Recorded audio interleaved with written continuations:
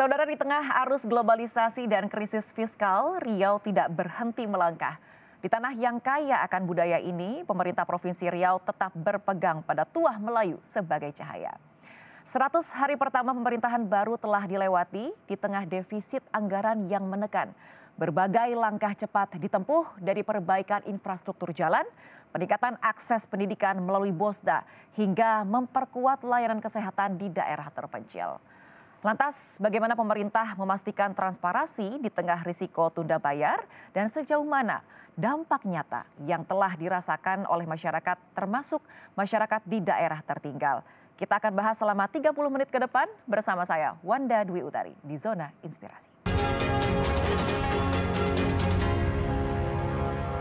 Ya, untuk membahasnya sudah hadir Gubernur Riau, Bapak Abdul Wahid. Halo, apa kabar? Baik, alhamdulillah. Apa kabar Mbak Wanda? Alhamdulillah sehat ya Pak ya. Sehat, Ini alhamdulillah. supaya kita lebih akrab lagi panggilannya Pak Gub, Pak Wahid atau apa nih saya panggilnya? Ya, supaya saya kelihatan muda panggil abang aja. Abang Wahid, memang masih muda kan ya Bang ya? Ya. Masih 20, berapa Bang? Janganlah 20, 40 lah. Oh 40 ya. Oke, Bang Wahid, ini kan di 100 hari pertama, Bang Wahid ini sudah berhasil menyelesaikan banyak hal tentunya ya. Nah ini salah satunya, Bang Wahid ini berhasil memperbaiki 7 ruas jalan di tengah ternyata banyak sekali defisit APBD. Nah ini gimana nih Bang Wahid bisa menjalani itu semua? Ya, pertama kali saya dilantik sebagai Gubernur Riau, saya mapping dulu masalah-masalah apa yang sangat krusial yang terjadi di Provinsi Riau. Saya lihat kemampuan APBD-nya bagaimana. Lalu saya temukan dari skema-skema itu yang paling banyak persoalan-persoalan itu yang dihadapi adalah soal infrastruktur, terutama jalan, jembatan, dan pelabuhan. Yang paling krusial itu adalah jalan. Maka itulah saya mapping, oh jalan kita ini harus diperbaiki. Ternyata ketika saya mau memperbaiki, APBD-nya defisit. Ya, sekarang kalau kita hitung-hitung defisitnya 3,5 triliun, tunda bayar yang program-program tahun sebelumnya itu yang tidak bisa diselesaikan dibayar di tahun 2024 menjadi beban tahun 2025 itu ya sekitar 1,8 T hasil audit BPK kemarin. Nah itulah. Tapi saya terinspirasi dengan Mbak Wanda tadi di awal-awal tadi narasinya sebelum melangkah. Makanya itu ada pantun ini. Aduh, langsung pantun nih Bang. Pantun kita, karena negeri Melayu harus berpantun. Kalau Tuhan ingin melangkah, jangan lupa berkaca. Mari kita merawat tuah supaya Riau tetap bercahaya. Wah, luar biasa. Ini baru segmen 1 udah pantun, nanti segmen 2, 3 masih banyak pantunnya lagi ya Bang ya? Insya Allah. Oke, simpan lagi pantunnya Bang, kita lanjut ke pertanyaan selanjutnya. Tentunya kan memang di tengah defisit APBD ini pasti banyak tantangan begitu ya Bang ya.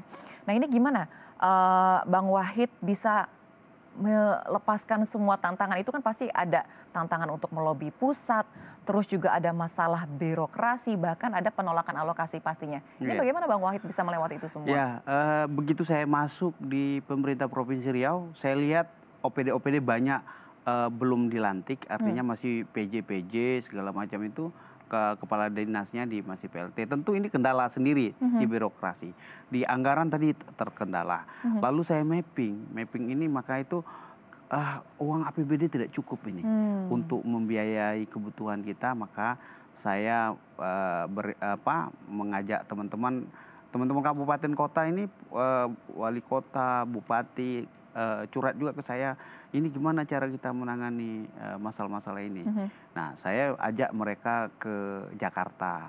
Maka itu belum ada gubernur dan wali kota serta bupati datang ke Jakarta bersama-sama dalam rangka mencarikan solusi, baik itu program untuk tahun 2025 maupun 2026 dan selanjutnya. Maka saya membawa mereka ketemu beberapa menteri yang strategis menurut mereka itu persoalan-persoalan mereka yang bisa dikonsultasikan dengan pemerintah pusat. Karena intinya APBN juga membangunkan ke daerah. Betul. Sehingga alokasi ke daerah tentu mereka harus tahu dulu masalahnya apa di daerah kita. Sehingga mereka bikin program, bikin alokasi kan sesuai dengan kebutuhan yang ada. Itu strateginya yang saya ambil dalam rangka sinergisitas antara pusat, provinsi dan kabupaten kota. Luar Begitu. biasa Bang Wahid. Tapi kan dari sekian banyak hal nih yang harus dijalani begitu ya. Tapi kenapa ada 3 sektor yang menjadi fokusnya Bang Wahid? Infrastruktur jalan, pendidikan dan juga kesehatan. Ya sebenarnya yang paling mendasar dari kebutuhan masyarakat ini 3 faktor ini. Artinya jalan, jalan, pendidikan dan kesehatan. Saya melihat angka putus sekolah masih tinggi. Apa saja sih kendala putus sekolah ini? Yang pertama masih, walaupun hari ini sudah gratis pendidikan, tetapi baju masih berbayar. Ya, sudah itu jarak tempuh masih jauh-jauh. Ya, jarak tempuh dari satu sekolah ke lokasi penduduk itu sangat jauh. Maka bagaimana kita mendekatkan? Sudah itu belum lagi budaya. Betul. Budaya kita ini, saya sering dengar, untuk apa anak saya sekolah tinggi-tinggi, nanti menganggur juga. Gitu. Nah, jadi orientasinya itu masih ada seperti itu. Tapi ini harus kita carikan solusi. Yang pertama, masih ada anak-anak yang tidak sekolah karena masih ada iuran baju sekolah. Maka ketika itu saya memimpin, saya harus bikin program yang namanya gratis baju sekolah. Nah, jadi saya menggratiskan untuk anak-anak SMA baju sekolahnya. Nah, mudah-mudahan dengan gratis ini partisipasi dan tingkat rata-rata lama sekolah menjadi tinggi, menjadi meningkat, sehingga IPM kita menjadi meningkat juga. Jadi kualitas indeks pembangunan manusia jadi meningkat. Jadi kita harus mengukur sebenarnya apa sih masalahnya sehingga persoalan-persoalan itu bisa kita carikan solusi. Jadi seperti jalan, jembatan itu penting karena ini harus dan urat nadi ekonomi. Kalau jalannya bagus, ekonomi bisa hasil-hasil pertanian bisa dibawa dengan cepat sehingga dia akan mengurangi biaya namanya ekonomi berbiaya tinggi. Nah, ini terkait tadi Bang Wahid bilang bahwa infrastruktur adalah urat nadinya ekonomi, begitu kan ya. Nah, ini terkait perbaikan jalan. Ada isu perusahaan yang overdimension begitu di Rokan Hilir yang merusak infrastruktur. Nah, ini gimana Bang Wahid? Bukan hanya di Rokan Hilir semua, hampir di semua ruas saya lihat itu terjadi overdimensi. Pertama kali saya memportal jalan, ada batu bara, kendaraan batu bara waktu itu lalunya terlalu banyak sehingga saya portal. Saya minta mereka ikut partisipasi membangun jalan. Akhirnya mau mereka membangun jalan. Seperti, nah kemarin saya kumpulkan semua perusahaan. Saya minta mereka memutasi kendaraan mereka. Karena banyak saya lihat kendaraan yang lalu lalang di Riau itu ternyata pelatnya itu bukan pelat BM. Kalau Riau kan BM ya Pak. Nah sementara mereka merusak jalan kita tapi kontribusi mereka terhadap kita nggak ada. Saya minta semua entitas perusahaan yang ada di Riau kembali kendaraannya beroperasi itu memakai kendaraan BM. Sehingga kalau BM dia kan membayar pajak ke Riau. Betul. Iya, sehingga uang pajaknya inilah yang kita bangunkan ke jalan. Kita peliharakan ke jalan. Sehingga apa? Semua masyarakat bisa menikmati. Bukan hanya dunia usaha, tetapi masyarakat umum juga bisa menikmati. Nah kalau jalan kita bagus, ya lalu lintas lancar, insya Allah ekonomi kita jadi berbiaya rendah.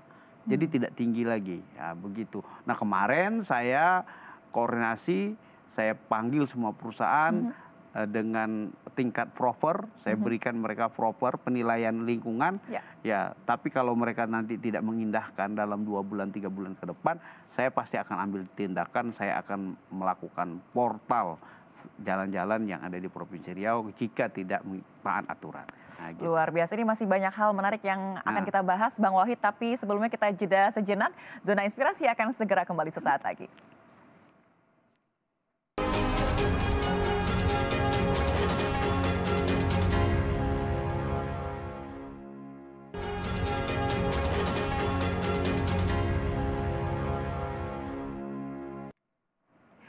Kembali lagi di Zona Inspirasi, masih bersama Gubernur Muda kedua di Indonesia, Gubernur Riau, Bang Wahid ya, karena masih muda ya. Oke Bang, kita lanjut lagi berbincang. Tadi sudah dibahas soal infrastruktur jalan, sekarang kita beralih ke soal pendidikan nih Bang. Di pendidikan ini memang ada kenaikan penerima BOSDA ya Bang ya, dari 842 menjadi 3.150 siswa. Ini artinya kenaikannya kan lebih dari 200% begitu ya. Terus juga ada pemberian seragam kepada sekitar 110.000 siswa yang menjadi akselerasi nyata. Nah ini bagaimana Bang Wahid bisa menjalankan ini semua? Ya, mengapa ini saya lakukan? Sebenarnya yang pertama adalah saya ingin sekolah berbiaya rendah. Oke. Kapan perlu gratis sekolah semua nggak berbiaya. Kenapa? Karena sesungguhnya pendidikan itu adalah hak anak bangsa. Kalau hak itu dia bisa nuntut. Ya, ini tanggung jawab negara untuk menyekolah, untuk mencerdaskan bangsa ini. Maka program itu harus kita buat. Bosda untuk apa? Ya untuk ya membuat pendidikan ini tidak menjadi tanggung jawab orang tua, tapi tanggung jawab negara. Jadi gaji guru, biaya operasional semuanya ditanggung negara. Nah, saya juga membuat yang namanya pakaian gratis. Mengapa saya lakukan ini? Karena saya lihat, saya tanya ke masyarakat bahwa mengapa tidak sekolah, Dek? Pak, kami masih ada berbiaya. Apa biayanya? Karena masih ada baju sekolah kami nggak punya, Pak. Karena harus belajar, orang tua kami nggak mampu. Maka saya ambil keputusan baju sekolah harus gratis. Supaya apa? Supaya tidak ada lagi beban orang tua terhadap pakaian dan seragam sekolah. Nah, inilah saya bikin program itu supaya apa? Supaya saya ingin meningkatkan partisipasi dan angka lama sekolah. Karena supaya indeks pembangunan manusia kita meningkat, begitu kira-kira.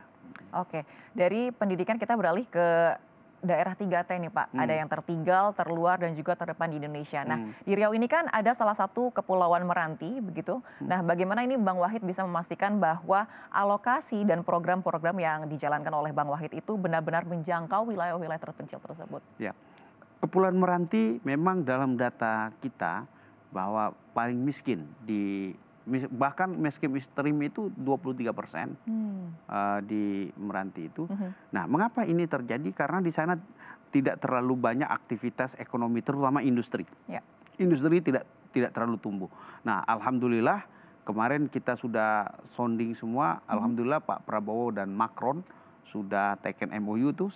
Saya lihat untuk pengembangan energi baru dan terbarukan. Nah, kemarin sudah itu untuk suplai energi ke negara tetangga, tapi energi terbarukan solar panel. Nah, bagaimana lagi? Ya tentu infrastruktur harus baik. Maka saya ingin menjadikan Pulau Ransang jadi kawasan industri logistik supaya bisa menyerap tenaga kerja yang banyak.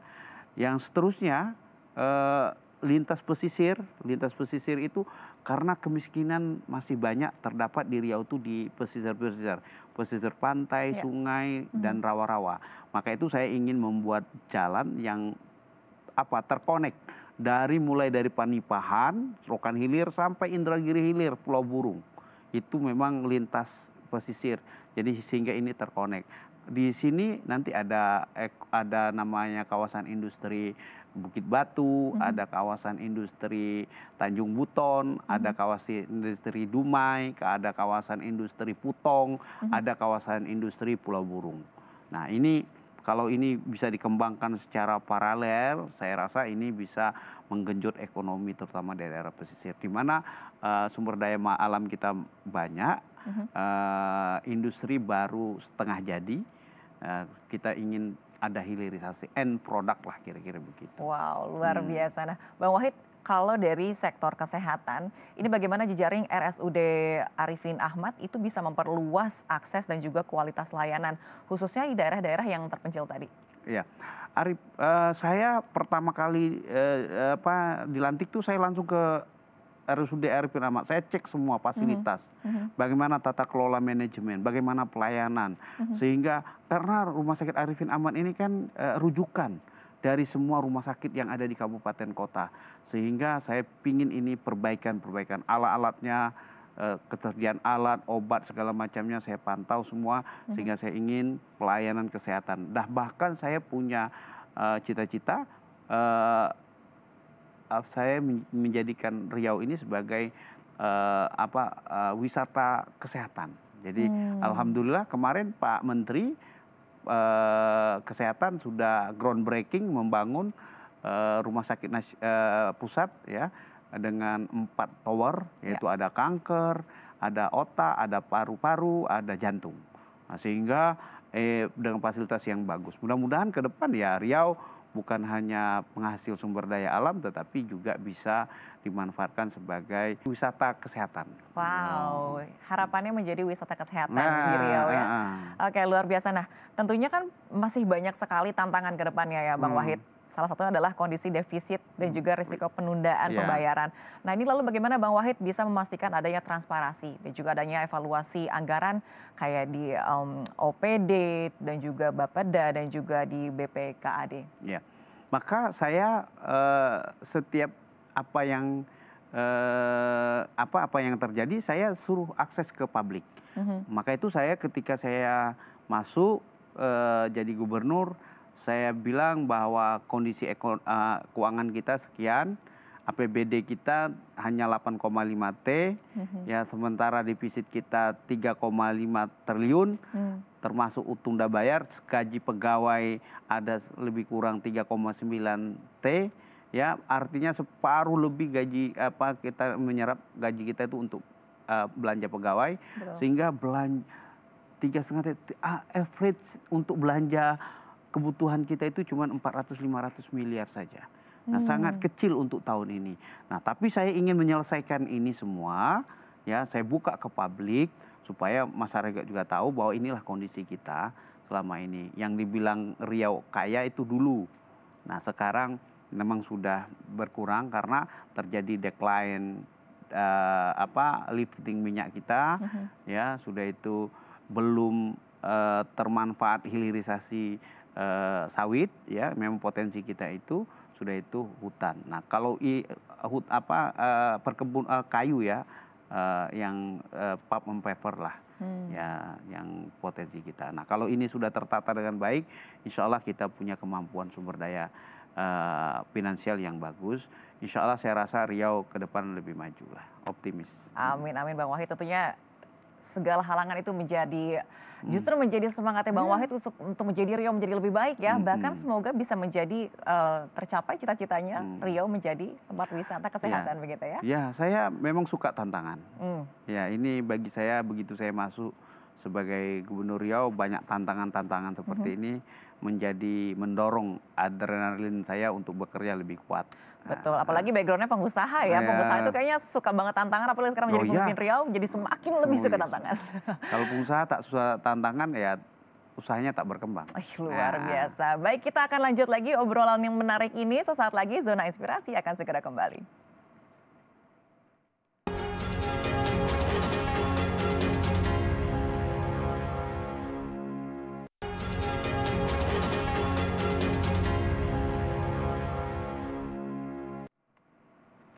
Terima kasih Anda kembali menyaksikan Zona Inspirasi masih bersama Gubernur Riau, Bang Wahid. Kita lanjutkan lagi obrolan kita pada kali ini. Nah, ini masih banyak yang ingin saya tanyakan sebenarnya Bang, tapi soal keberhasilan dulu. Ini jangka pendeknya seperti apa dan juga jangka panjangnya seperti apa indikator keberhasilan dari 3 sektor tersebut? Yang pertama, keberhasilan kita bagaimana kita mengelola anggaran ini semaksimal mungkin. Itu indikator keberhasilannya, dengan minimnya anggaran tetapi program tetap jalan. Perbaikan jalan tetap jalan, maka itu saya taruh anggaran itu di UPT. Yang penting bagi saya itu jalan fungsional dulu. Soal mulus atau tidak mulus itu lain. Nanti yang penting harus barang orang tidak terganggu dengan anggaran minim. Sudah itu sekolah tetap berjalan dengan baik. Bahkan ada baju gratis. Itu indikasinya bahwa bahwa kita sudah menjalankan program. Yang ketiga, kesehatan ini BPJS sekarang sudah gratis semua. Kita sudah bayar semua kerjasama dengan BPJS, jadi sehingga masyarakat tidak ada lagi alasan bahwa mereka berobat tidak gratis. Bahkan yang ditanggung kita sharing budget antara provinsi dan kabupaten. Provinsi menanggung 55%, kabupaten menanggung 45%. Jadi kita buat kontrak seperti itu sehingga masyarakat merasa terlayani dengan kesehatan ini tidak boleh terabaikan. Nah, yang selanjutnya tentu jangka panjang ya.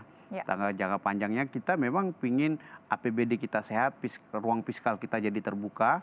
Maka itu saya mengusulkan kemarin sama Bu Sri Mulyani, jangan berdasarkan bagi hasil. Saya pinginnya take on product. Take on product tuh kita penyumbang PDRB terbesar nomor 6, 1.112 triliun per tahun.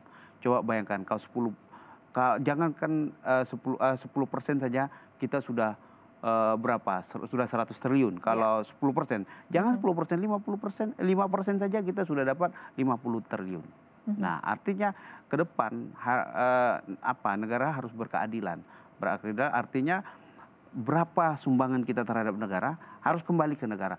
Bukan dalam bentuk dana DAK atau dana APBD, bukan. Tapi setidaknya pembangunan. Apa sih yang mendorong ekonomi kita? Jalan. Pusat silakan bangun jalan kita. Karena beban ekonomi itu begitu volume ekonomi, revenue ekonomi itu diambil pusat, tentu beban ekonominya kembali ke daerah. Kerusakan jalan ditanggung di daerah. Sudah itu infrastruktur yang hancur semua, jembatan, jalan, pelabuhan, itu kan ditanggung oleh daerah. Nah, bagaimana kita menyumbang ke pusat sebanyak-banyak itu, tapi kembali ke daerah sangat minim. Oleh karena itu saya mengusulkan, ya kemarin saya ketemu sama Bu Menteri, saya bilang bagaimana ke depan kita pakai take on product, lebih berkeadilan sebenarnya. Jadi oleh karena itu insya Allah program jangka panjang tentu saya ingin menata, itu saya ingin membangun Islamic Center. Ya, Islamic Center ini menggabungkan antara agama Islam dengan budaya Melayu. Di mana Riau adalah budaya Melayu, maka itu saya ingin budaya tetap menjadi jati diri orang Riau dan agama tidak ditinggalkan. Luar biasa. Kalau tadi sudah dibahas infrastruktur, terus juga pendidikan dan juga kesehatan, bahkan budaya. Kalau soal lingkungan hidup gimana nih Bang? Apalagi ini suka dikenal Riau for Green begitu ya. Nah, alhamdulillah saya bersyukur karena Pak Presiden sekarang ini sangat cinta lingkungan. Bahkan ada Satgas PKH. Kemarin saya juga ditunjuk sebagai untuk pemulihan lingkungan di Riau dalam rangka menata dan mengelola kawasan hutan, di mana kita punya kawasan kawasan marga satwa, kawasan lindung TNTN namanya, Taman Nasional Tisonilo, itu hutannya 81.000, tapi hari ini sudah tinggal 12.000 saja. Hutan primernya paling 7.000. Nah, bagaimana kita memulihkan kembali ini, dan Satgas lagi bekerja, mudah-mudahan ini bisa teratasi dengan baik. Hutan tetap kita pelihara, kita jaga. Ini adalah sumber kestabilitasan lingkungan, ya, stabilitas lingkungan. Nah, tapi masyarakat tetap bisa berusaha. Dan banyak lagi kawasan-kawasan hutan yang lain. Dan alhamdulillah kita kemarin sudah MOU dengan pendonor Eropa soal carbon trading, ya RIDD Plus. Mudah-mudahan nanti kita akan dapat tambahan dari tata kelola lingkungan yang baik. Nah, insya Allah Riau for Green itu terwujud di masa saya. Amin, baik. Bang Wahid, kan Bang Wahid ini juga sudah melakukan begitu ya forum publik dan juga aspirasi jenis audiensi yang sudah dilakukan beberapa kali begitu ya. Nah, apakah hal-hal tersebut juga masuk ke dalam kerangka program 100 hari kinerja Bang Wahid? Ya, itu bagian dari transparansi. Jadi saya ingin pemerintahan transparansi, tentu kita mengajak dialog ke masyarakat. Saya mengajak dialog dengan wartawan, dengan tokoh-tokoh masyarakat, dan bahkan saya juga menyampaikan kendala-kendala kita ke pusat supaya mereka tahu. Dan forum-forum ini menurut saya sangat penting supaya yang pertama kita tahu masalahnya, bukan hanya kita mampu mencarikan solusinya, tetapi solusinya harus berkesesuaian dengan kebutuhan masyarakat. Jadi kalau kita tahu solusinya ini tapi ternyata tidak dibutuhkan masyarakat solusi itu. Nah, perlu kita namanya matching lah. Antara program, solusi yang kita buat sehingga bersentuhan dia dengan kebutuhan masyarakat. Gitu. Luar biasa Bang Wahid, terima kasih banyak atas ilmu-ilmu dan juga informasi yang luar biasa. Semoga sukses selalu dan banyak sekali harapan dan cita-cita untuk membangun Riau. Mungkin ada closing pantun nih, kalau misalnya tadi opening ada pantun, closingnya juga bakal ada pantun Bang Wahid. Oke, ada tagline di Provinsi Riau yang baru. Apa tuh Bang? Riau rumah rumpun Melayu, merawat tuah, menjaga marwah, takkan Melayu hilang di bumi. Pantunnya, kalau Tuan pergi ke Pangian, Cakep. nah, jangan lupa membeli madu. Artinya Bang? Nah, mari kita berjabat tangan untuk menatap Riau lebih maju. Wah, luar biasa. Ini kalau saya pengen bales, tapi saya belum mikir, Bang. Ya. Terima kasih banyak sekali lagi Bang Wahid atas kehadirannya di Zona Inspirasi. Baik saudara, memang dengan langkah strategis dan juga semangat Melayu yang tak pernah padam, pemerintah Provinsi Riau terus melangkah maju. Dari mulai infrastruktur, pendidikan hingga layanan kesehatan, transformasi ini juga sedang dibangun dengan kerja nyata dan juga komitmen bersama. Saya Wanda Dwi Utari pamit undur diri. Terima kasih. Sampai jumpa di Zona Inspirasi selanjutnya.